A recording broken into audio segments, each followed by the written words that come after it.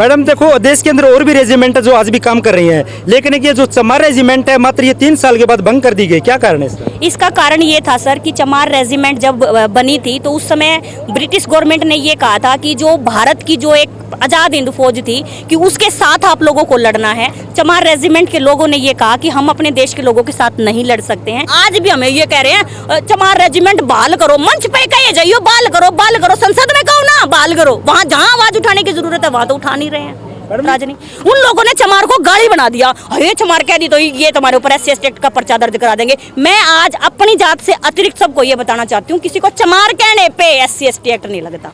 अब मैं चमार की छोरी हूँ तो चमार की कहूंगी, दूसरी थोड़ी बन जाऊंगी।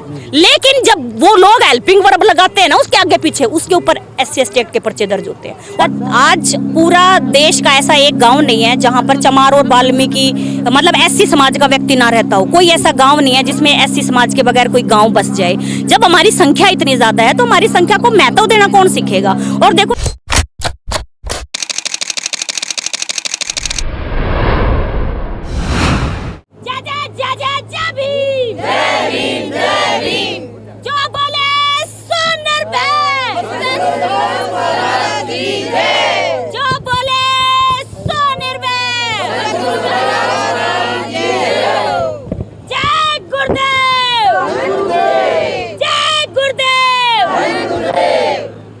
दर्शकों नमस्कार। दर्शकों आप देख रहे हैं जस्सी मीडिया ग्रुप और मैं जस्सी सिंह। दर्शकों मैंने पहले भी आपको अपने पहले वाली वीडियो देखी है, बताया कि विश्व का एक ऐसा गांव बीड़ फार्म हरियाणा के अंदर ये गांव है जहां चमार रेजिमेंट का स्मारक बनाया जाएगा, उसकी आज नींव रखी जानी है। मेरे पीछे आप ये देख रहे हैं पब्लिक है, इस गाँव के लोग पूरे हरियाणा से आज लोग पहुँचे हैं। उनमें हमारी बहन सोनिया तंवर जी भी पहुँचे हैं, हम उनसे बातचीत करेंगे। हाँ जी सोनिया जी नमस्कार। नमस्कार जी। जी आज ये पूरे विश्व के अंदर जो चमार रेजिमेंट का नाम का एक स्मारक बनाया जा रहा है, क्या कहेंगे आप उस बारे में? सर देखिए, हमने बहुत सालों तक सरकारों के और ये भी कह लीजिए कि वो लोग जो अक्सर हमारे पक्षकार बने रहते हैं उनका इंतज़ार करा, लेकिन किसी ने हमारे बारे में कभी सुध नहीं ली। हमारे लोग हमेशा मंचों पर कहते रहे चमार रेजिमेंट बहाल करो, लेकिन मैं आज उन तमाम लोगों को ये बताना चाहती हूँ कि आज हमारा समाज इतना सक्षम तो हो गया है कि हम अपने महापुरुषों को खुद इज्जत दे सके, उनको मतलब उनके लिए हम कुछ कर सके। बाबा साहब भीमराव अंबेडकर के संविधान देने के बाद आज हमें वो सब अधिकार मिले कि आज हम आपके सामने बात रख पा रहे हैं। और मुझे ये अधिकार भी मेरे संविधान ने दिया कि हम अपने महापुरुषों के लिए कोई जगह लेकर उसके ऊपर उसका स्मारक का निर्माण कर सके। तो आज वही मौका आज बीड़ फार्म गांव ने हमें दिया, जो हांसी हिसार में पड़ता है। एक ऐसा गाँव जहाँ पर अधिकतर लोग अनुसूचित जाति से आते हैं, और इस गाँव ने खुद इस बात का हमें लोगों को ये प्रपोजल दिया कि भाई हम लोग अपने गाँव में बनवाना चाहते हैं। आने वाले समय में इस स्मारक के माध्यम से इस गांव की रूपरेखा बदलने का काम हम अपने लोगों के माध्यम से करेंगे। मैडम देखो, देश के अंदर और भी रेजिमेंट है जो आज भी काम कर रही हैं, लेकिन ये जो चमार रेजिमेंट है मात्र ये 3 साल के बाद भंग कर दी गई, क्या कारण है इसका? इसका कारण ये था सर कि चमार रेजिमेंट जब बनी थी तो उस समय ब्रिटिश गवर्नमेंट ने ये कहा था कि जो भारत की जो एक आज़ाद हिंद फौज थी कि उसके साथ आप लोगों को लड़ना है। चमार रेजिमेंट के लोगों ने ये कहा कि हम अपने देश के लोगों के साथ नहीं लड़ सकते हैं, जिसकी वजह से ब्रिटिश गवर्नमेंट ने इसको मतलब ख़त्म कर दिया था। और बाकी लोग अपने ही देश की सेनाओं से लड़े, इसलिए वो लोग अपने वर्चस्व में रह गए, जो आज तक भी वर्चस्व में हैं। अदरवाइज चमार जो कैटेगरी है या SC समाज के जो लोग हैं वो आज भी हर आर्मी में हैं, लेकिन उनको किसी रेजिमेंट में नहीं रखा जाता। लेकिन जाट कम्युनिटी का अगर कोई भी सिपाही भी है उसको भी चमार रेजिमेंट में उसकी काउंटिंग की जाती है। तो हम उन लोगों को ये बताना चाहते हैं कि हम आज भी जीवित हैं, हम मरे नहीं हैं। उस समय हमने अपने गोरों को ये कहा था कि हम अपने देश के लोगों से लड़ेंगे नहीं। हमने उस समय अपनी ईमानदारी का परिचय दिया था, लेकिन जो लोग ईमानदारी का परिचय नहीं दे पाए थे वो लोग आज भी एग्जिस्ट करते हैं। लेकिन कोई बात नहीं सर, उन लोगों ने हमारा इतिहास नहीं लिखा, कोई बात नहीं, हम अपने इतिहास के प्रति जागरूक हैं, हम लिखेंगे अपना इतिहास।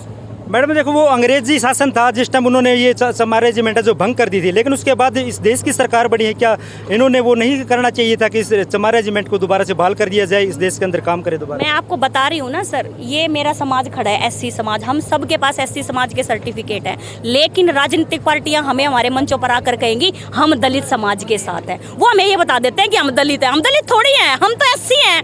SC तो कहते नहीं, पर नू कहेंगे दलित समाज के लोग हैं। यही कॉन्सेप्ट समझने की जरूरत है। समाज को भी यही समझाना चाहते हैं, हम दलित नहीं हैं, बोले बना रखे हैं इन लोगों ने।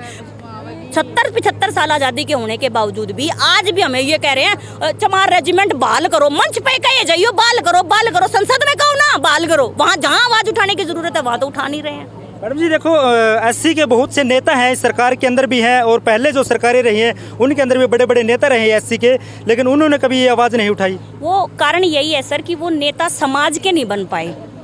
जितने भी एससी समाज का आरक्षण लेकर जो लोग सत्ता में जा पाए या जो एमएलए एमपी बन पाए, वो कभी समाज के नेता नहीं बन पाए। इस स्मारक के माध्यम से हम उन सब लोगों को निमंत्रण देते हैं जो अक्सर ये कहते हैं कि हम एससी समाज के नेता हैं। उनको ये कहते हैं कि यहाँ पर आकर समाज को बताओ अगर हम थारे हैं। जाट आंदोलन, मैं जाटों के खिलाफ नहीं हूँ, मैं पहले बता देती हूँ, लेकिन हम जाटों से सीख रहे हैं। वो अपनी कौम को इतना बड़ा बताते हैं, मार तेनू कहते हैं ये छोटी जात के ना भाई, हम छोटी नहीं है। अब हमने कहना छोड़ दिया, हम छोटे नहीं है, अब हम बड़े हो गए, अब हम दलित नहीं रहे। हमें एससी कहो हमें कोई एतराज नहीं, हमने चमार कहो हमने कति एतराज नहीं, लेकिन अगर हमें दलित कहोगे तो हमें एतराज है। हमें एक ऐसी गाड़ी दे दी जो उनसे सुनन में अच्छी लग गया दलित के नाम से, लेकिन हम दलित नहीं है। मैं उन लोगों को ये बताना चाहती हूँ।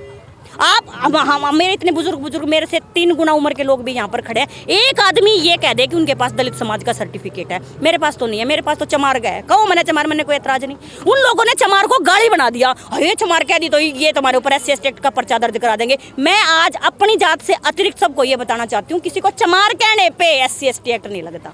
अब मैं चमार की छोरी हूँ तो चमार की कहूँगी, दूसरी थोड़ी बन जाऊंगी। लेकिन जब वो लोग हेल्पिंग वर्ब लगाते हैं ना उसके आगे पीछे, उसके ऊपर SC ST एक्ट के पर्चे दर्ज होते हैं। और हमारे से ज्यादा दूसरे लोगों को पढ़ने की जरूरत है कि SC ST एक्ट क्या है।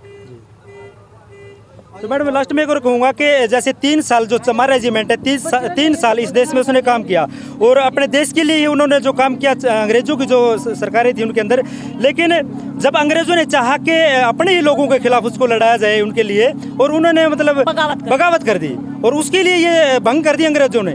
लेकिन कहीं ना कहीं इस देश के लोगों का या इस देश की सरकारों का दायित्व बनता है कि जब देश के लिए उन्होंने ये अपनी कुर्बानी दी है, हम तो कुर्बानी कहेंगे कि वो इस अपने ही लोगों के सामने नहीं लड़े वो, और कुर्बानी दी है, तो दोबारा से इसको बहाल कर देना चाहिए था। सर बिल्कुल बहाल कर देना चाहिए था। आज पूरा देश का ऐसा एक गांव नहीं है जहां पर चमार और वाल्मीकि मतलब SC समाज का व्यक्ति ना रहता हो। कोई ऐसा गांव नहीं है जिसमें SC समाज के बगैर कोई गांव बस जाए। जब हमारी संख्या इतनी ज्यादा है तो हमारी संख्या को महत्व देना कौन सीखेगा। और देखो, मैं तो राजनीतिक पार्टियों को इतना ही कहना चाहती हूँ कि भाई आज तक आप लोगों ने हमारे ऊपर ध्यान नहीं दिया, अब दे लो। हम तो अब भी तैयार हैं, हम किसी पार्टी का विरोध नहीं कर रहे, जिसका जी करे वो आओ, लेकिन हमारी तरफ देखो, हमें इग्नोर करने की जरूरत नहीं है। अब हम आपको ये बताएंगे कि हम इग्नोर करने के लिए नहीं बने हैं। मैडम जी एक और कहूँगा कि पूरे विश्व में नहीं, पूरे देश की अगर मैं बात करूँ कि ये पहला जो है चमार रेजिमेंट स्मारक बन रहा है, तो देश के अंदर कहीं ना कहीं जो और लोग हैं उनको ये नहीं लगा कि ये कुछ जातिवाद को बढ़ावा दे रहा है? नहीं सर, मैंने बताया चमार जो है, चमार जो जाति है वो जातिवाद नहीं है, एक जाति का नाम है। ऐसे ही चमार रेजिमेंट एक संगठन था जो फौज के लिए काम करता था ब्रिटिश समय में, और वो उनके पास बहुत सारे पदक भी थे जो गवर्नमेंट ने उस समय की गवर्नमेंट ने दिए थे। समय और परिस्थितियां ये कह रही थी कि भाई ब्रिटिश गवर्नमेंट, ब्रिटिश राज था, आपको उनके हिसाब से काम करना है। लेकिन जब ब्रिटिश सरकार ने ये कहा कि हमारे देश की आजाद हिंद फौज के खिलाफ आप लोगों को लड़ना है, तो हमारे लोगों ने बगावत कर दी कि हम अपने लोगों के साथ नहीं लड़ेंगे। तो इतिहास में नाम हमारा लिखा जाना था, मन नहीं लिखा, लेकिन हम आप लिख लेंगे, हम अपने आप लिख लेंगे।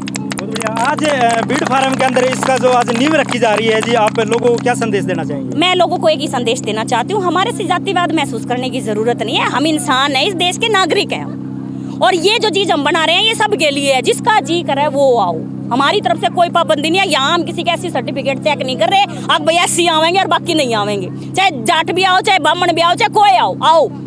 जो लोग ये कहते हैं ना कि हम थारे हैं, उन सबका स्वागत है, दिल से स्वागत है सबका। हाँ जी मैडम जी, आपका परिचय? मैं सोनू कागड़ा, महिला जिला अध्यक्ष करनाल से नीम के लिए आए हुए। चलो सर पहले एक बार वो कार्य कर लेते हैं। तो दर्शकों आप देख सकते हैं, मैं मेरे कैमरामैन साथी से कहूँगा एक बार दिखाएं जो आज चमार रेजिमेंट के स्मारक की जो आज साइड करो, स्मारक की जो नींव रखी जानी है वो आज पहली ईंट है जो वो रख दी गई है। SC खाप के अध्यक्ष हैं चौधरी अमित तंवर जी, और देख सकते हैं आप बीड़ फार्म के अंदर विश्व का पहला रिकॉर्ड जो है आज टूटने जा रहा है।